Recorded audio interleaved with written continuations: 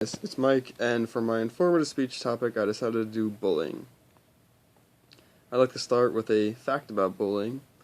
According to the CDC, in 2011, 20% of all high school students reported that they were bullied. I decided to do bullying as my topic because it's a huge problem in the United States and also the world. I've experienced bullying myself. I know people that have been bullied. I've also seen bullying when I used to be in high school. The main topics I'm going to talk about today are what is bullying, different types of bullying, the effects of bullying, and how we can prevent and stop bullying. I'd like to begin with what is bullying. Bullying is the verbal, social, and/or physical abuse on someone who does not like or want it. Now, in order for it to be bullying, it has to be aggressive and it must be repeated multiple times. So why do people bully? Bullies bully other people because they want to try and show power over a person. Now, according to stopbullying.gov, they can do this by showing physical strength, by using embarrassing information about people, or harming people's popularity.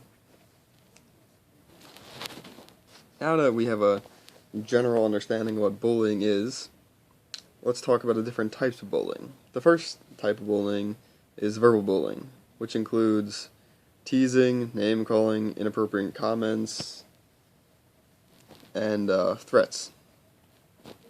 Those are some of the more common bullying that you experience throughout school and stuff. Next type of bullying is physical bullying, which includes hitting, kicking, pinching, spitting, and tripping. That is some of the more severe bullying, I'd say. I didn't actually have that in high school at all. I got a lot of the verbal stuff. Another physical bullying type is taking other people's possessions and breaking them, which is apparently a big problem also. The next type of bullying is social bullying. Social bullying is like leaving somebody out on purpose, telling other people not to be friends with them, spreading rumors about people, embarrassing people in front of others, just really stuff to hurt their popularity and social status. And another type of bullying is cyberbullying, which is a big issue today with Facebook and all the social media. Now, cyberbullying is bullying that basically takes place on electronic devices. They could be rude text messages or emails. They can be people spreading rumors through emails, and also putting embarrassing information out on social media websites such as Facebook or MySpace. So, now that we have a basic understanding of what bullying is and different types of bullying, let's talk about the effects of bullying. Now, kids that are bullied can have serious health issues.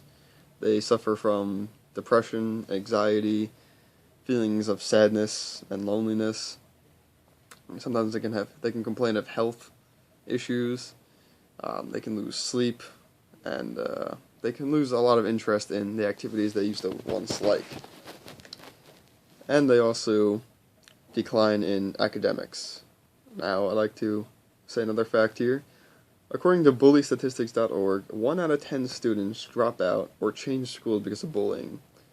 That's a large amount of students, given how many people are in the United States alone. But kids that are the bullies also suffer from issues themselves. They also are more likely to do drugs and alcohol in adolescence and as adults. They are likely to be abusive towards family members, and are also likely to drop out of school. Again, that's another big issue with the academics and bullying being together. But bystanders actually also can suffer from stuff too. Bystanders they suffer from sometimes depression, anxiety, alcohol use, and other health problems.